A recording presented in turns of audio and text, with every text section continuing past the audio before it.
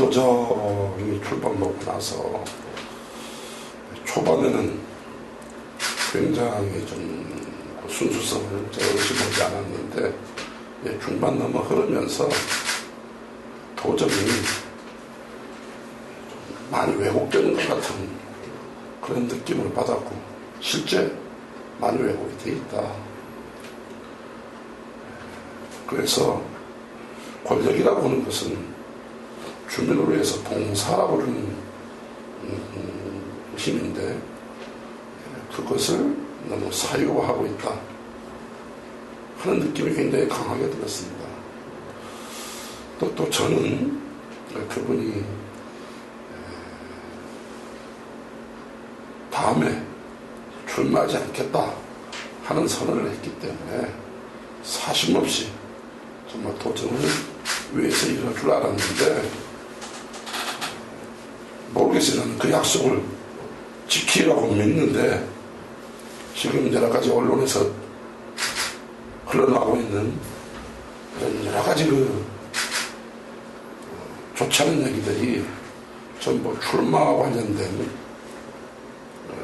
그런 의지에서 비롯된 것이 아닌가. 그래서 이것은 좀 곤란하다.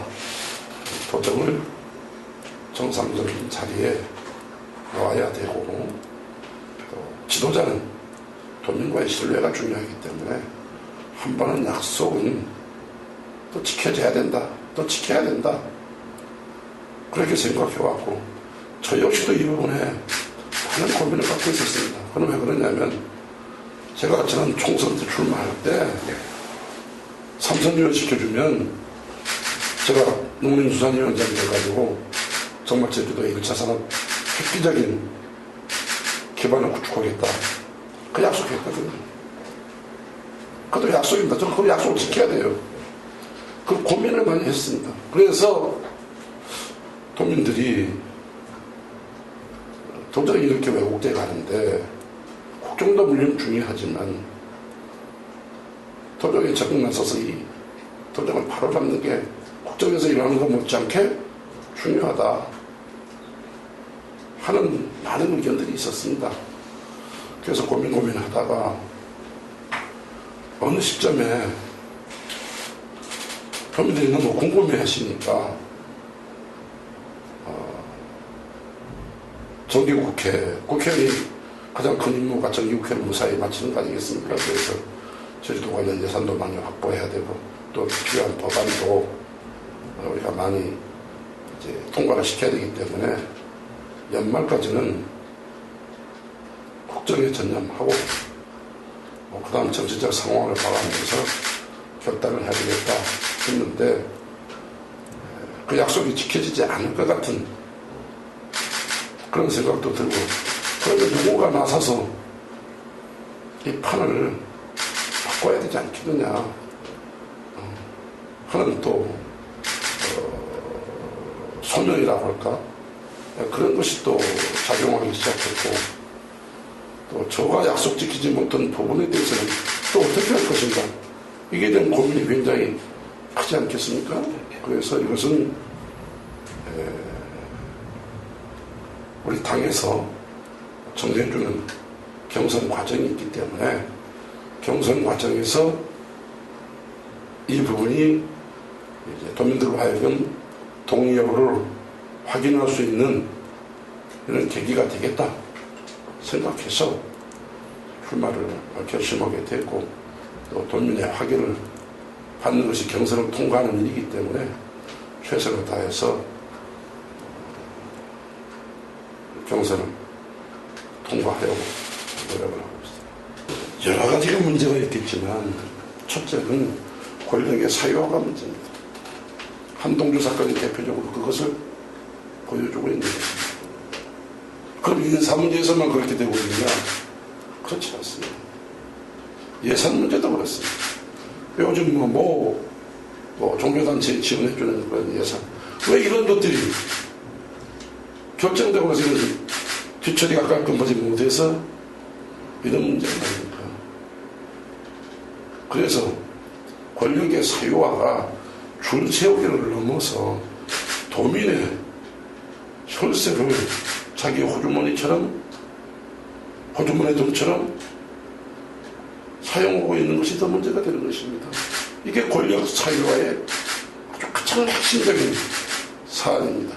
그래서 인사로 줄 세우고 인사로 판결하고 예산 보조금 가져가서 시민사회단체를 빼고 어쨌든 여러 가지 단체를 통솔하려고 하는 이런 것, 이게 권력 사회화의 가장 핵심이라고 생각하고, 또 하나는 위기관리. 그렇다고 권력만 사회화가 있느냐? 갈등 관리를 못하고 있다는 거예요.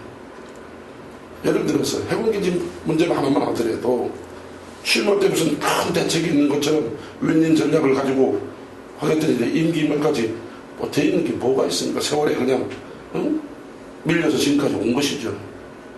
여기에 대해서 누구 책임하나 드는 사람이 있느냐? 또 하나는 제주도상 유례없는 재선출이 발생했어. 지금 22만 주, 작년 말까지 22만 주 속가내고 이제 21만 주 속가내야 됩니다. 거기에 물경 소요된 예산만 375억 개. 그러면 그게 다 4, 50년생 이상 되면 남은데 그 나무값 한번 환산해 보십시오. 또 그런 식생을 복원하려고 하면 앞으로 50년 세월이 필요한데, 말로는 절대 경관이다 뭐다 하면서 그 나무 베어내가지고 천연 나무 무단 아닙니까? 이게 경관입니까? 경관입니까?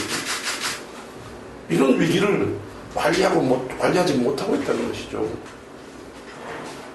제주의 생명이 뭐겠습니까? 환경 아니겠습니까? 그래서 저는 그런 권력의 사회가, 이건 어디서 비롯되는 것이냐? 욕심에서 비롯되는 것입니다. 본인이 그 약속을 지키겠다는 이런 생각을 가졌으면 이런 일이 일어났을까요? 또 이런 일이 일어났다 하더라도 위기관리에 충실했으면 이 문제는 상당히 피해를 줄일 수도 있었고 좋게 대처할 수 있는 그런 문제라고 생각이 됩니다. 지도자의 덕목 중에 가장 중요한 게 뭐겠습니까? 위기관리 능력입니다. 지도자라는 게 기본적으로 조직의 생존을 책임지는 사람 아닙니까? 그런 차원에서 위기관리를 잘 못했다. 또 그렇다고 미래에 무슨 비전이 있느냐? 무슨 비전이 있습니까? 가뜩만 조정했지. 자, 틀에 만다고 해서 했습니까? 행정구조 개편한다고 해서 어떻게 제대로 됐습니까? 그것뿐입니까? 뭐 자연사 박물관 한다고 해서 제대로 됐습니까? 탐나물량 광장 사업한다고 해서 제대로 됐습니까? 이거에 대해서 책임지려고 하는 이런 자세가 하나도 안 보인다는 거예요. 그래서 제왕적 도시라고 한 거 아닙니까? 진정 도정의 주인은 도민인데 도민이 지금 주인으로 살아가고 있느냐, 이런 현실을 생각하니까 누가 좀 용기 있는 사람이 나서서 이 판을 바꿔야 된다 하는 게 국회의원 넣는 것보다도 더 소중하다. 도지사의 막강한 권한만큼 책임도 질 수 있어야 된다. 그러니까 권한과 책임이 동등하게 작용해야 된다.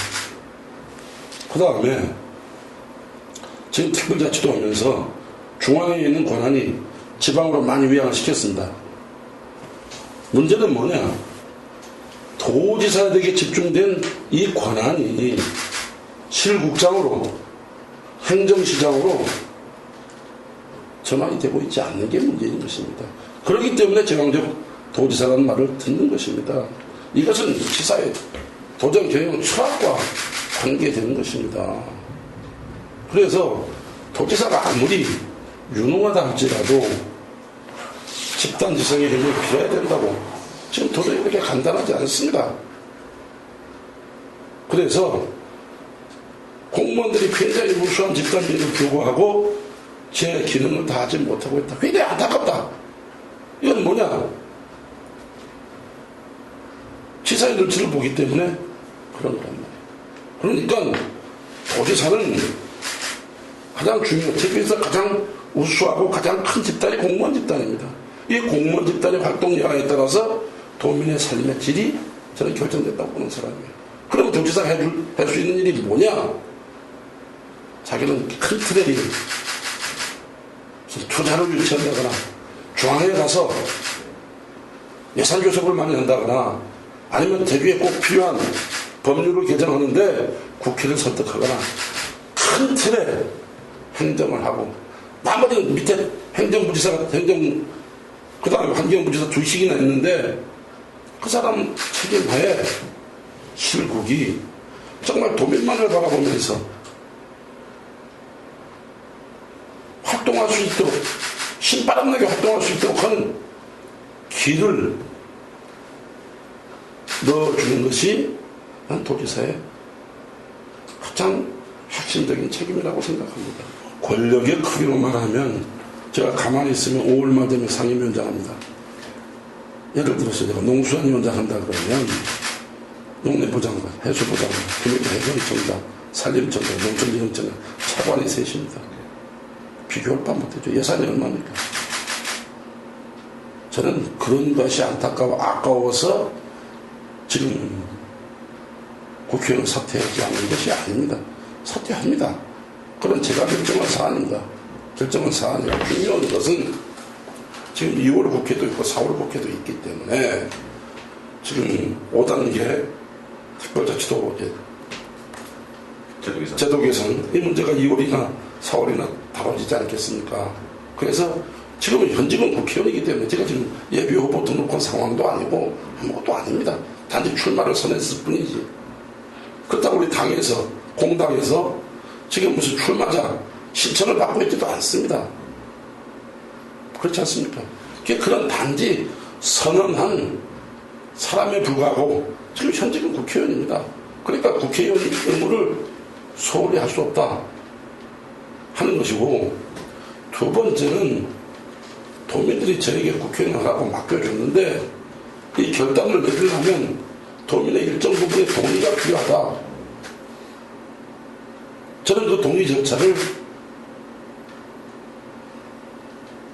절차를 경선이라고 보고 있습니다. 아직 룰이 거의 확정은 안 됐지만 지금 대충 잠재적으로 합의된 것이 대의원 10%, 법정당원 30%, 일반당원 10%, 이건 전부 당원입니다. 나머지 일반 국민, 당원 포함될 겁니다만 이게 국민 여론조사가 50%가 있습니다.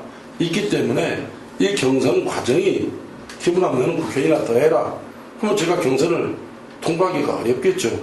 그러나 기분하면 네가 그래 중앙에서 있는 경영이라든가 이런 걸 통해서 제주도에 봉사할 때가 됐다 하는 판단을 받아야 되기 때문에 그래서 제가 그 시기를 고려한 것 뿐이지 제가 무슨 방법으로 국회의원 사퇴하지 않고 나가겠습니까? 다만 지금으로서는 사퇴하기 너무 무책임하다. 왜? 후보가 결정되어 있지도 않고 후보 결정을 고사하고 지금 무슨 후보를 중앙당에서 신청받고 있지도 않은 상황에서 하는 것은 너무 무책임하지 않느냐. 그 절차를 봐가면서 또 도민의 의견을 들어가면서 또 당원의 얘기를 들어가면서 결정할 문제다. 제주의 가치를 높이는 일. 세계 사람들이 왜 제주 관광객 1000만 시대가 됐습니다. 외국 관광이 200만이 더 온다고 합니다. 왜 왔겠습니까? 빌딩으로 왔겠습니까? 뭘 보러 왔겠습니까? 그건 제주의 생태, 경관, 문화, 역사일 것입니다. 그래서 저는 가급적 경관과 생태는 보존하는 쪽으로, 나머지 아까 인문학적 가치, 문화적 가치는 높이는 방향으로 가야 된다. 정치는 나폴레옹이 그런 얘기 했습니다. 정치는 희망을 파는 상인이다. 정치는 도민에게 희망을 주는 것입니다. 희망은 지도자의 신뢰에서 이루어지는 것입니다. 그래서 그 희망을 근거로 해서 더불어 사는 사회, 이 틀을 만드는 것이 저는 정치라고 생각하고 있습니다. 사회가 발달하다 보면 경쟁이 불가피한데 어차피 경쟁을 치르다 보면 그래서 낙오되는 사람이 있습니다.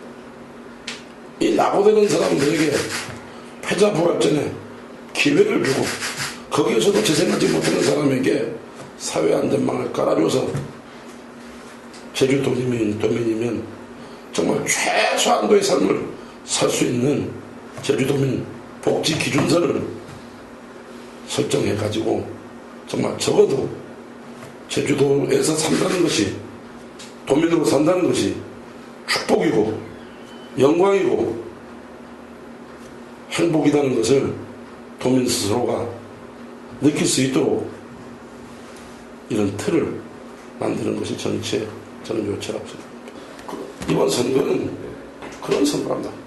과거를 청산하고 갈등의 시대를 마감하고 희망찬 대통합을 이루어서 제주의 어떤 잠재적 가치를 높이고 대전진으로 갈 수 있는 그런 시대냐, 아니면 분열과 갈등으로 다시 과거로 회귀하는 그걸 결정하는 그런 선거라고 보고 유권자들이 시대 정신을 잘 반영해서 결정하시리라고 저는 기대하고 있습니다.